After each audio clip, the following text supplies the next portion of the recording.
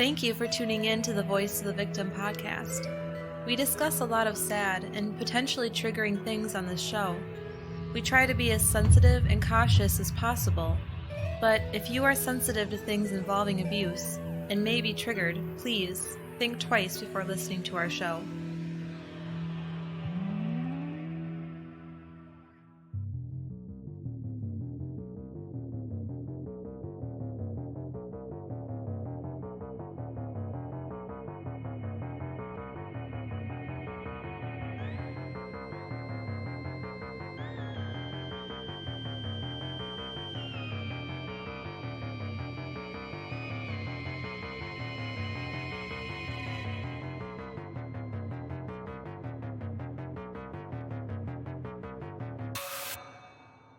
Welcome to the Voice of the Victim podcast. My name's Ryan. And I'm Rosie. How are you doing tonight, Rosie? Not good. I might have COVID, but probably not. My boss is getting tested because she thinks she has it, which makes me really worried. Because if she has it, I probably have to get tested too. It's fine. I also dyed my hair cherry red because going through a slight middle of my 20s crisis. Yeah, I'm sure that people who are older than us really feel bad for you. I look at it as a nice way to add some color to a rather bland time of year. My hair? With the gray skies and the gray ground. Well, I definitely did check that off the But anyway, list. By the time this comes out, we'll know if I am infected. If your boss has it. Mm-hmm. We're just waiting to hear back, so we're a little on edge because her boss is waiting for her test results. So we're not sure. As some of you know, we live with Rosie's grandma, so we're obviously staying downstairs in our apartment. It does help that until we it's hear back. a duplex situation, so that will be Can okay. stay away. Yeah, it's a little worrisome, but no matter what, it'll hopefully be okay. Mm-hmm.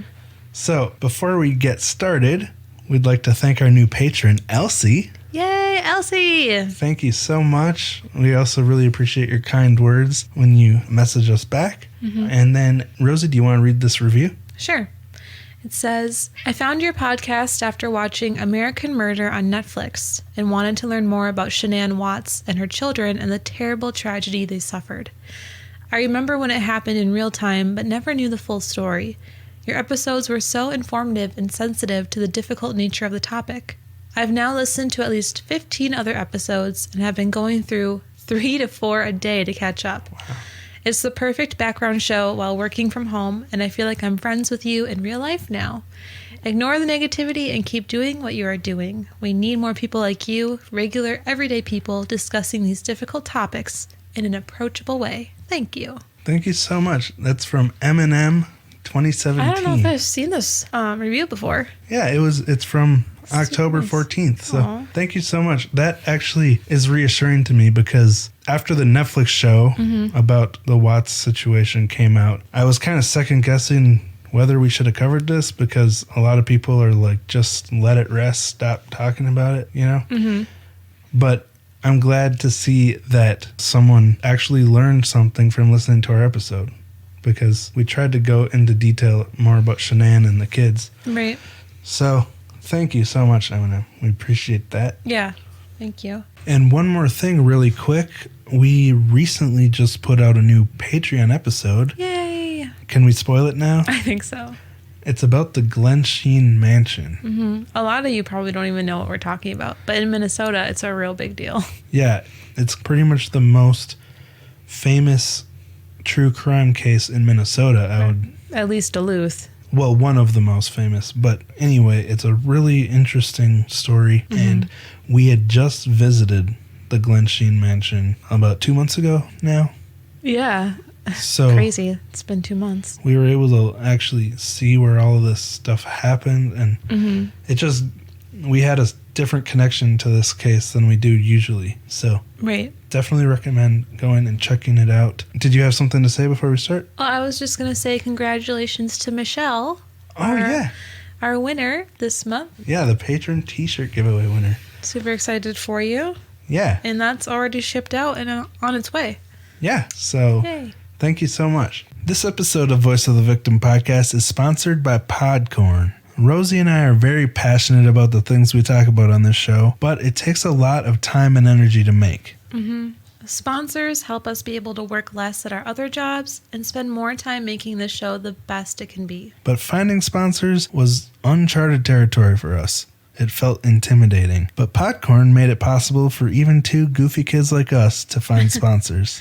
Podcorn is a simple and easy-to-use marketplace that connects podcasters directly to sponsorship opportunities. There's no middleman, so podcasters can choose what their specific rate is and collaborate directly with brands. I'm not a fan of jarring ads that completely throw off the tone of the episode. And that's why I love having the option to create host-read ads like this one. And you don't need to give up creative control or rights to your podcast to use Podcorn. And the people that work there are always willing to help and work with you to make the process painless. Yeah, they secure funds before we even start the ads and make sure we're paid when we're done. The marketplace mission of Podcorn is to give podcasters transparency, creative freedom, and full control of how and when they monetize their hard work. And we know that podcasters work very hard. So if you're a podcaster of any size, click the link in our show notes to sign up to Podcorn and start browsing opportunities to find your own sponsors. Now, we are sharing a listener story this week, and it's the first time we've shared one in a while. So we're happy to be able to bring you another listener story. So Rosie, do you want to get into this? Sure. She says, I guess I should start at the very beginning. My name is Jesi. I'm 30 years old. I was born on Christmas Day in 1989 to my 17-year-old mother and 19-year-old father. My mom wasn't ready to be a parent. She was the partying, wild child teen. She had depression and suicidal tendencies. Ugh. She left my dad when I was just a baby. She had cheated on him multiple times and was always drinking and doing some type of drug or pill. My dad had went into the army, and I don't remember seeing him when I was little. So me and my mom moved into this trailer in the rundown trailer park. I spent a lot of time being in my room because she always had people over to do drugs or had guys over for her to mess around with. She even sometimes locked me in the closet so I wouldn't bother her and her friends. Oh, that's terrible. I don't remember much from that time because a lot of it had been blocked out, but I do remember my neighbors had a little girl who was about 10 and I was about 5. She continues, I went into her house, and that was the first time I was sexually abused. I know it seems weird that a 10-year-old girl had done that to me, but looking back on it, I don't put any blame on her because I know she had to be experiencing even worse to know how to do these types of things. She would tell me that this is what the older kids do, and that if I wanted to keep hanging out with her, I had to do what she said. She said she wouldn't hurt me. This is just how people show they love you. I can't imagine what she was going through where she would think that at 10 years old. Right. And being 5 with no one to turn to and being alone with no friends, I took what little friendship I could get. At first she would just kiss me. She said I had to practice so I know what boys like. I'm sure she heard that phrase from an adult. Yeah. Then after a few more weeks, she would do other things to me.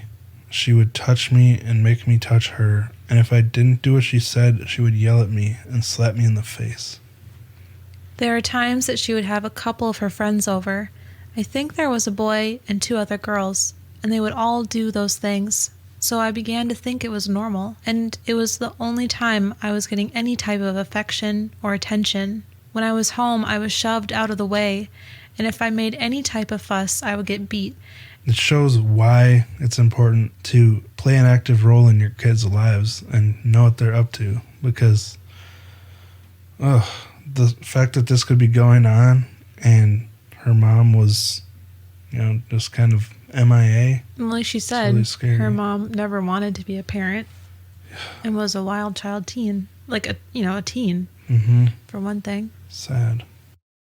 This episode of Voice of the Victim podcast is supported by Mail Order Mystery. Rosie's very good at thinking of great gifts for people, but I, on the other hand, am terrible at thinking of things to get for people.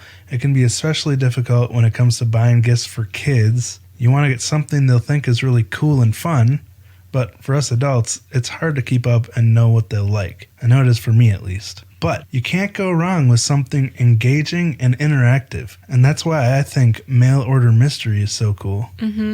They create amazing and immersive mysteries. They're designed for kids ages 6 to 13, and they have hundreds of 5-star reviews from people who have tried and loved the adventures. The kid receives a series of letters, personally addressed to them, from the characters in the mystery, and the story unfolds through these letters. One thing I find particularly fun is the inclusion of classic fantasy characters like knights, trolls, pirates, detectives, spies, and of course, dragons. These characters look to the kid for help to solve their mysteries, and I can imagine the excitement I would have as a kid opening up an envelope with a typewritten letter and a burlap sack holding a mysterious key. I would have loved this. Yeah, same. And it's very stimulating for kids, encouraging them to engage their brains and solve puzzles, ciphers, and connect the dots between clues, each one leading closer to solving the mystery. Each mystery comes with all sorts of curious objects, from old pirate maps and keys to newspaper articles, wax-sealed missions, fingerprint reports, spy handbooks, and suspect boards, making the kids feel like they are truly solving an important mystery or case. The final package contains an artifact or collection of keepsakes as a memento of the mail order mystery experience. They are personalized and put together with care, with great attention to detail. But don't take my word for it. One 5-star reviewer said, "We got this for a 10-year-old instead of a physical present, and he loved it. Every Monday, he would anticipate the arrival of his package and would eagerly open it and review its contents each time. I highly recommend the mail order mystery." So that's fun. Another 5-star reviewer highlighted the value of this gift, saying, "This is how to put magic back in my grandson's life." And I appreciate that, because at a time like this, I can't imagine how difficult it is to be a kid. But this can help them escape to a world of fantasy without being captivated by a screen and keep their brains engaged and active. Yeah, that's a really good one. I mean, this is the perfect pandemic activity. Right? You can read hundreds more of these reviews on mailordermystery.com. It was originally designed by a mom to get her kids off of the screens and thinking, reading, and problem solving instead. So kids learn important life skills without even thinking about it. I think that's really cool.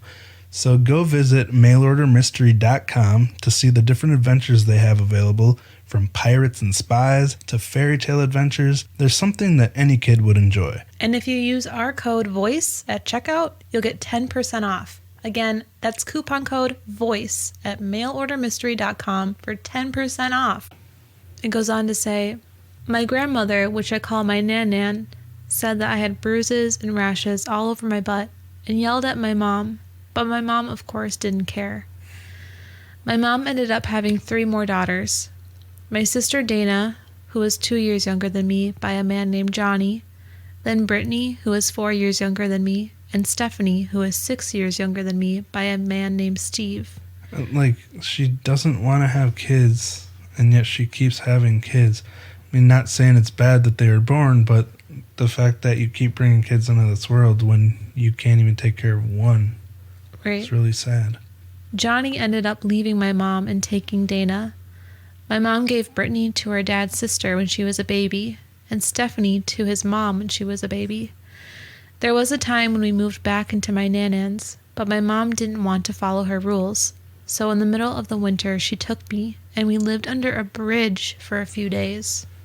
Oh, A bridge in the middle of winter? Oh my with goodness. kids?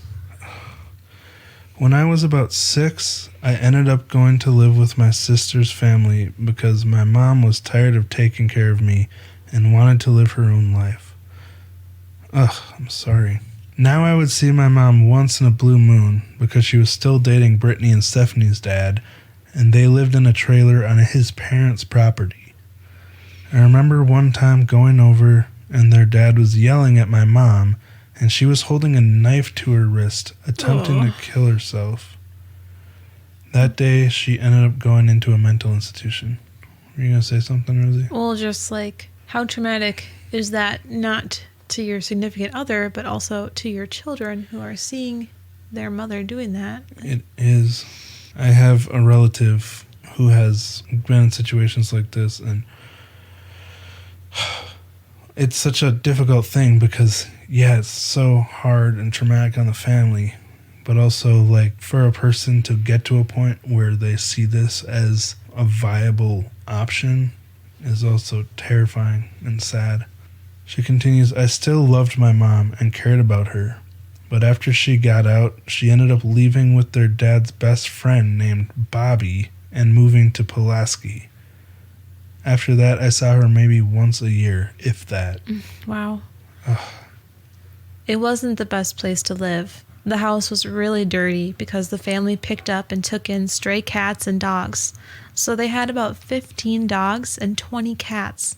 You could smell the house before you hit the driveway. It was that bad. Ugh. I've said this before. I love cats. I'm a huge cat person, but how well can you actually be taking care of your cats if you have 20 of them? That sounds like and 15 dogs? My great-grandma, Kitty, who also did that. That was her nickname, right? Yeah, because her of her was hobbies. Yeah, and it was not good. Not good.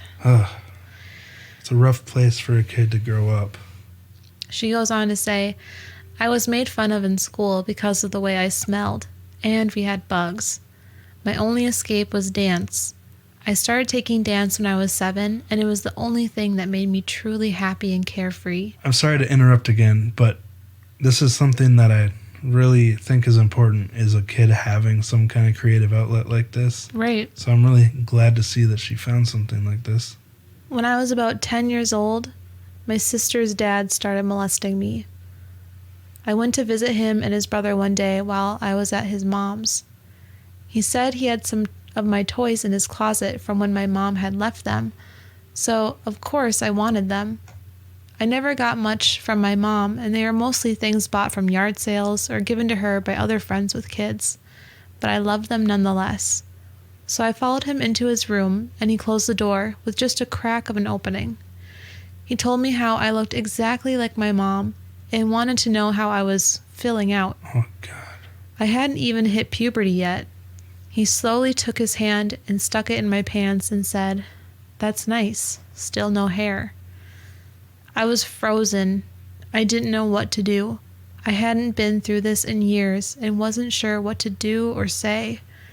No one would know what to say or do in this situation. He then had me lay on his bed. I felt sick to my stomach, and all I could think was, please, not again. He then felt my chest and said I was filling out nicely and couldn't wait until I was older. Thankfully, that was all he did, but I still felt disgusted and scared. What a creep. I didn't tell anyone until a year later when I told my counselor. But the counselor told that family, and they all said I was lying, and they started treating me differently. Why would the counselor go to the accused, especially for a counselor? Isn't there like patient counselor protection? Or what is it called? Confidentiality? Yeah. Like, why would she be going, or he, whatever the counselor is, be going to the accused and being like, so-and-so told me this happened. Yeah. What's up with that? You Yeah. know, that's so weird to me. Jesi goes on to write, I was miserable for 2 more years. Not only was my home life terrible, but I was constantly being bullied and made fun of. I had started cutting my wrists because it was the only thing I could control. I could control my pain. I wonder where she learned that from. I started eating less and less because I was so depressed and unhappy. I hated my body. In some way, it was like I was punishing my body for all the things that had happened to me. And then one Christmas, when I went to my nan-nan's and told my real family about what was happening, my uncle decided to get custody of me, so both him and his wife helped me get out when I was 14. I started a new life and went to a new school and started over. I was happy, and it was a normal teenage experience. I had my first real boyfriend when I was 16, and I lost my virginity to him because I thought that was the only way to keep a man.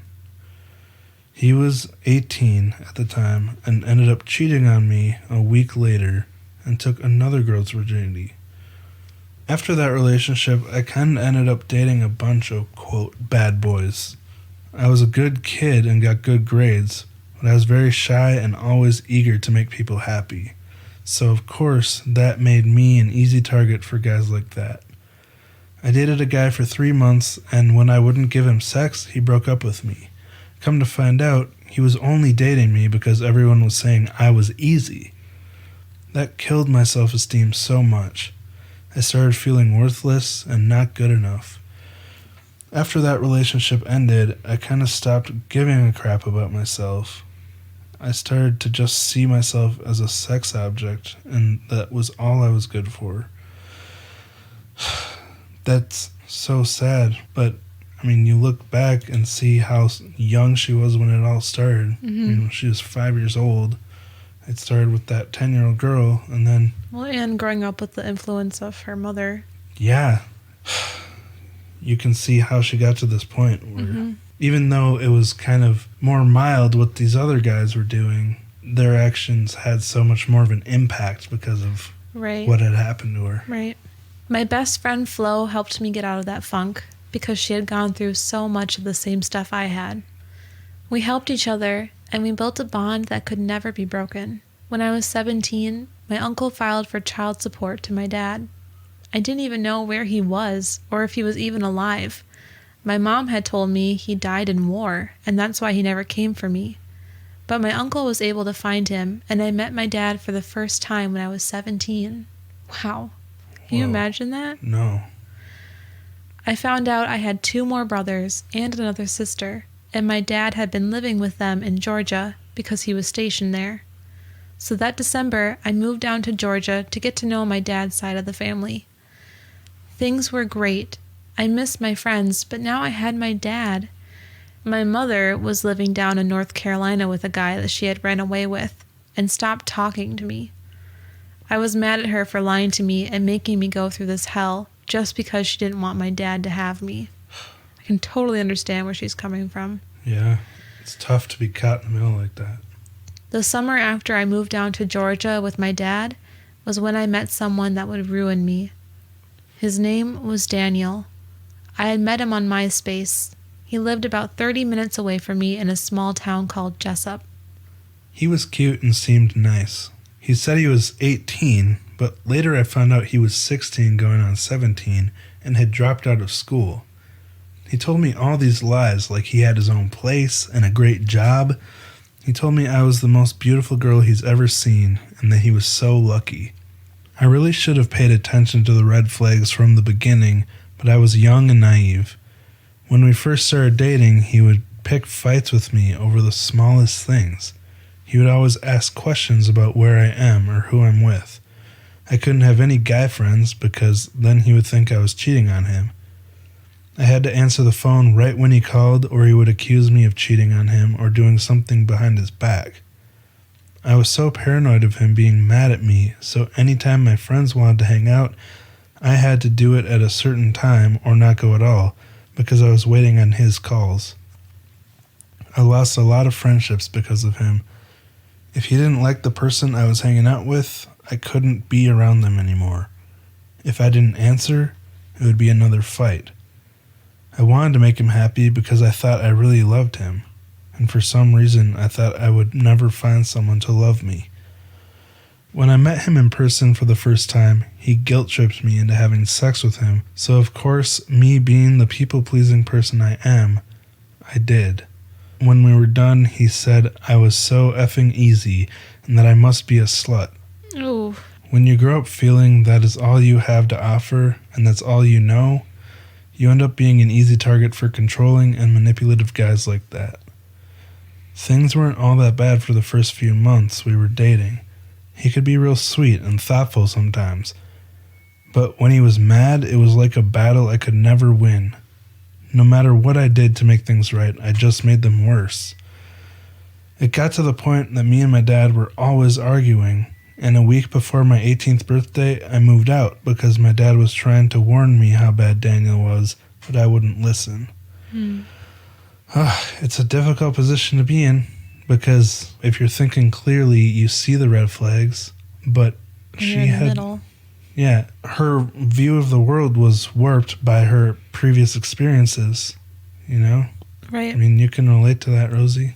Just like, you're not thinking clearly when you're in a relationship like this, especially if you've gone through abuse in the past. So I moved in with Daniel and lost contact with all my family and friends. He isolated me. He had me right where he wanted me, under his control, and he could watch my every move. When I moved in with him, he was living with his parents, and his family loved me, but they made us live in a shed above the garage. He had no real job. His family owned a deer processing business, so he would kill deer and process it to make money, but that money went to his weed and alcohol. I was already skinny, weighing about 85 pounds at the time, but I didn't eat much, so I was losing even more weight. The abuse started mentally and emotionally. He would sit there on MySpace and say how much better all these girls looked and how they had bigger boobs and a better body than I did. What the heck? Why would you say this to your girlfriend? Like, why would you keep her captive, stuck in this relationship, if you're going to compare her to other people and say that you're not happy with her? Like, what a dumb thing. Then he would message them and flirt with them in front of me. And then when I would get upset and walk away, he would apologize and do really sweet things, and then I'd forgive him. He always would manipulate me and make me feel guilty for things I didn't even do, so I would have to make it up to him. Yeah, that's the exact word I was thinking, manipulative. Just push it as far as you can go, and then, oh, I didn't mean that. Everything's fine. After a few months, the mental abuse turned physical. He was smart about it. He would hit me only in places that wouldn't show, and usually when no one was home or in the middle of the night. If I made him mad or he didn't have his weed, he would drag me by my hair down his dirt road. Can you imagine that? No, the pain. A dirt road, like the little rocks and stuff. Oh, yeah, and by your hair? Yeah. Where they lived, it was a dead-end road, so no one else lived down there but his family. And it was also swampland and acres of wood, so it was very secluded. Almost every other night, he would drag me down the dirt road and push me to the ground. He would slap my face and kick me until he was satisfied, which felt like hours. My body would ache for days. I would lay in our room, and if his parents asked what was wrong, he would tell them that I just wasn't feeling well. Oh my God. And then he would baby me over and over and be sweet until I felt better. But once I was better, it would all happen over again. It was an endless, vicious cycle. When he grew tired of beating me with his hands and kicking me, he found new ways to hurt me. He would hit me and zap me with a hog shocker on my thighs. He would use his lighter and taunt me with it, holding me down, acting like he was going to burn me. One time he actually did, and he just laughed and said, "Whoops, I'm sorry, I was just playing around." He held me down one time where his knees were sitting on my arms, and he would pour a water bottle over my face and hold my nose and continue to pour it on me. Waterboarding. Yeah. Ugh. Rosie, you can barely stand like a stuffy nose. I can barely stand someone touching my nose. This sounds just unbearable. I'm so sorry that you had to experience this. And the hog shocker? Oh, there's just so much. She continues, I would freak out and cry and beg him to stop, but he said I needed to learn my lesson. He just kept pouring water over my face, not caring. Half the time, I don't know what I did to piss him off. It could be anything.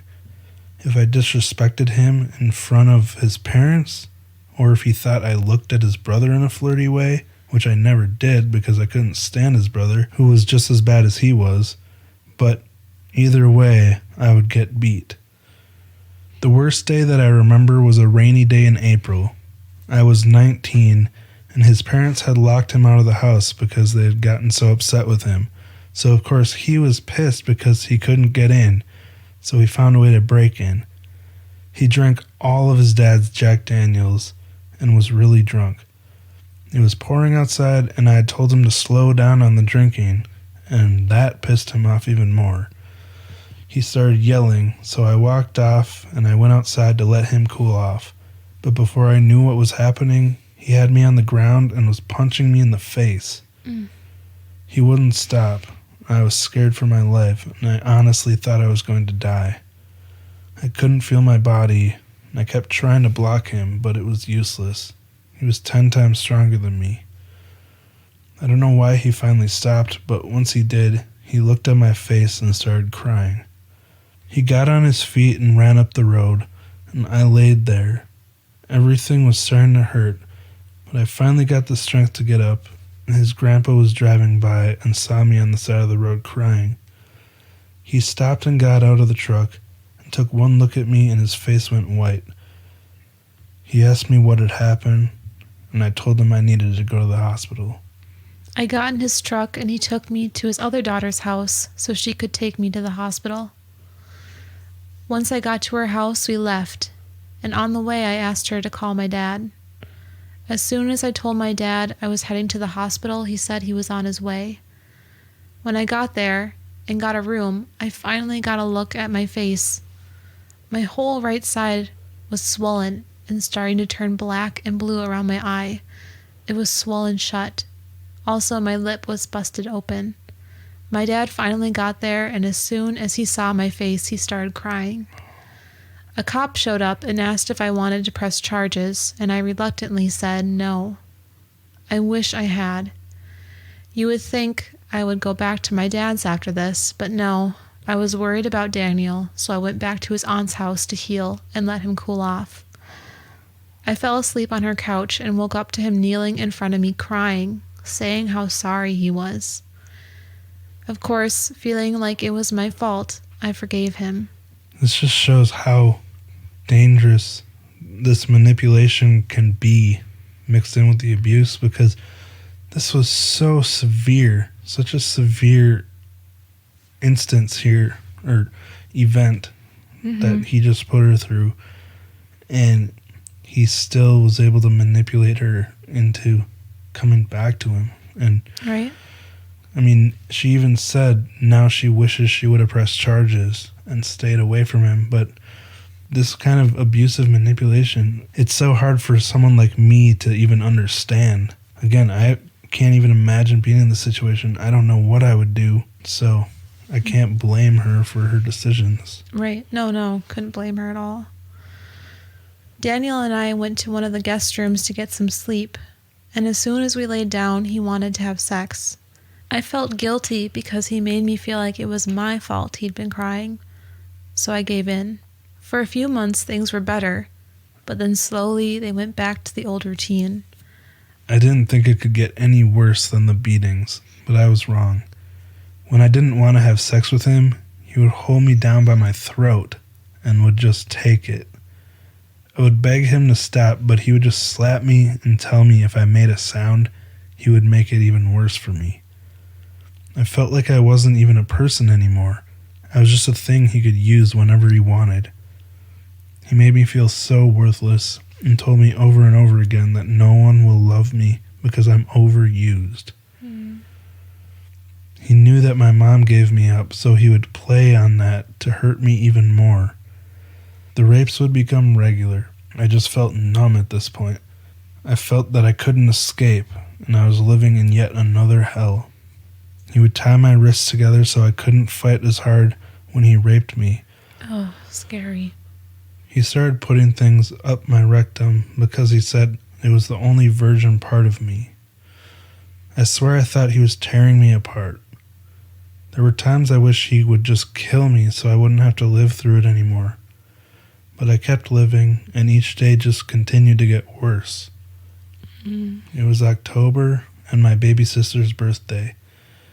My dad's wife was pregnant at the time I moved down to Georgia. Now my baby sister was turning 1. I asked if I could go, and to my surprise, he let me. That day, my best friend Lena took me to Sonic and asked me what was really wrong with me. I didn't look like I used to, and my hair was dull. My skin was dry, and I looked really skinny and unhealthy. My eyes had lost their light, and there were secrets behind them. I finally broke down and told her everything.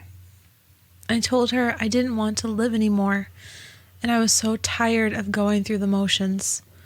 I told her about the rapes, the beatings almost every night. After that, she said I wasn't going back. I told her I had to, or he would hurt me or my family. She said, no, you aren't, and that she knows plenty of people that would protect me and my family. She said she knows that it would be hard to break free from him, but I just needed to cut all the ties, and that's what I did.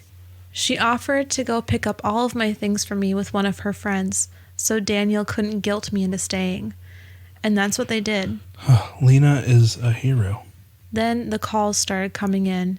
He would call all the time, and we ended up getting a restraining order. But after a few weeks, he stopped calling and messaging, and I was finally free. It took a while for me to get back to who I was before I met him, but I finally did it. It also took a while for me to be able to trust a man again. I ended up dating a lot, and then I got pregnant with my son when I moved to Virginia to get away from Georgia. The father of my son said he didn't want me to have the baby, so I ended up moving back down to Georgia to stay with my dad. Then I met a guy who I ended up marrying because I was lonely and scared of having a baby on my own. My son Landon was born in May, and that was when I knew what unconditional love was. After 3 more years, we had a baby girl who came 10 weeks early. We named her Jesslyn. She was in the newborn ICU for the first 3 months of her life. It was the scariest 3 months of my life. Ugh, just like your brother, Rosie. Yeah, and my nephew. Actually relate to that a little bit because of when my brother was in the NICU for 3 months. It was a scary time, not knowing what complications you might face. I was always working because their dad couldn't keep a job, and that made me stress so much. That's what made me go into labor early.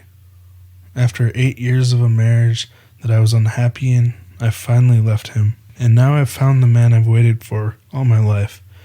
He's been patient with me and helped me through all my insecurities. He loves me and my kids unconditionally. He's such an amazing guy. I don't know how I got so lucky to find him, but I thank God for having him and my babies in my life. Without them, I would be utterly lost. So after everything I've been through, I still love with all my heart and make sure my kids know that I love them with everything I am. Aww. That's so awesome because you are personally putting an end to the cycle. You know, so many people who have been abused themselves and use it as an excuse. But when you are able to make the best of your situation and give your kids the love that they deserve, right, and still be able to be in a relationship and see the value of that, it's really inspiring. Well, it's so nice to have a happy ending that other victims of abuse can see, and this can give them hope too. Hope, definitely. A lot of people don't understand how hard it is to get out of an abusive relationship. You don't know until it happens to you. And it is especially easy for people to fall into these abusive relationships if you were abused as a child. But there is always a way out, and there is always a brighter day, and you are stronger than what you think you are. I know my story isn't as bad as others, but I wanted to share my experience and show that not all kids who grow up in an abusive environment turn into abusers. You are worthy of love and deserve to be happy and loved. I'm trying to go back to school to get my bachelor's for child and family welfare, so I can help kids that go through what I went through. Thank you for listening to my story, and I hope that hearing this story gives people hope and strength. I think it will. Definitely. We've seen situations of people who are still trapped in these relationships. I love how she points out how hard it is to break free of them. Even if you are still stuck in that relationship, it's not hopeless. If you are out there and you're still in a relationship like this, don't give up. Take care of yourself. You got to. And if you have a friend whom you can trust, like Lena to Jess, turn to them and ask them for help. Yeah. I mean, Jesi here is super inspiring and super strong, and like the things she's endured and still come out the way she has is amazing. Mm-hmm. But also for people who haven't been in the situation, Lena's example is so great, because it's what we've been saying from the beginning. If you see something, say something. It couldn't have been easy for Lena to be like, are you okay? What do you need? Right. You know, like to try to dig the truth out, because the truth hurts in these situations. It's hard to hear and you don't know what to do. But I mean, Lena was such a help here, and just a great example. Don't even make them face their abusers again. Do everything you can to help them get out of that situation without being manipulated even more. Mm-hmm. Thank you so much, Jesi, for sharing the story. Yes, thank you so much. I think that this story is so important, not only for victims that are in the same situation, but really for those of us who are the friend and need that extra push to ask, hey, is there something going on that I don't know about or that's happening behind closed doors? Yeah. Because even if there isn't, then it's just... Yeah, what's the harm in asking? There is no harm in asking. You're either wrong or you're right, and you can make a huge difference in your friend's life. And the approach is also very important. Like, don't make them feel like they are lesser. Help them feel empowered that they can make the difference in their lives if they choose to. Because getting out of an abusive relationship is ultimately the choice of the person who's the victim. No one can do it for them and actually have a lasting impact. It's ultimately something the victim has to come to terms with and make the choice and decision to get out. So be supportive of your friends. Look for opportunities to help. We're all in this together. But this was a really heartwarming listener story, just to see a happy ending like this. Yeah, it's really nice to see a happy ending. Because she went through so much at every turn from the time she was a child. It was a lot. And then to end up in a relationship like this as an adult. Mm-hmm. But like she said, you become an easy target when your self-esteem has been destroyed. So thank you again, Jesi. If you have anything you'd like to say to Jesi, feel free to reach out to us and we'll make sure she sees it. You can email us at vovpodcast@gmail.com or, Facebook, Voice of the Victim Support System, VoV Podcast on Instagram. It's pretty easy to find us. Yeah, I would say so. All right. Well, thank you guys so much for listening. We appreciate all of you. We hope that you're safe and healthy during all this craziness. We've had a rise in COVID cases locally, so it's been another wave of weird times here. Yes. But what else is new these days? Yeah, exactly. But stay strong, you guys. Take care of yourselves. We're going to get through this. Yeah, it's going to be good. Yep. All right. Thanks again for listening, and we'll talk to you next week. Bye.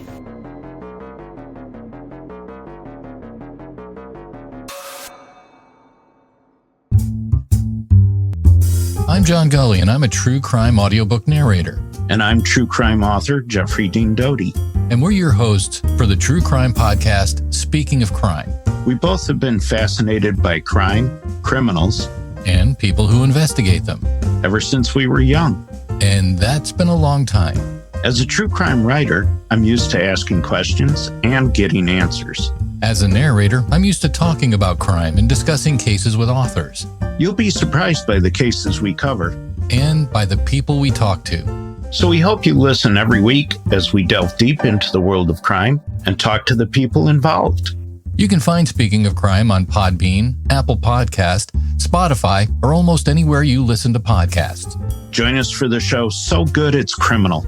Take my advice and give us a try. You'll thank me later.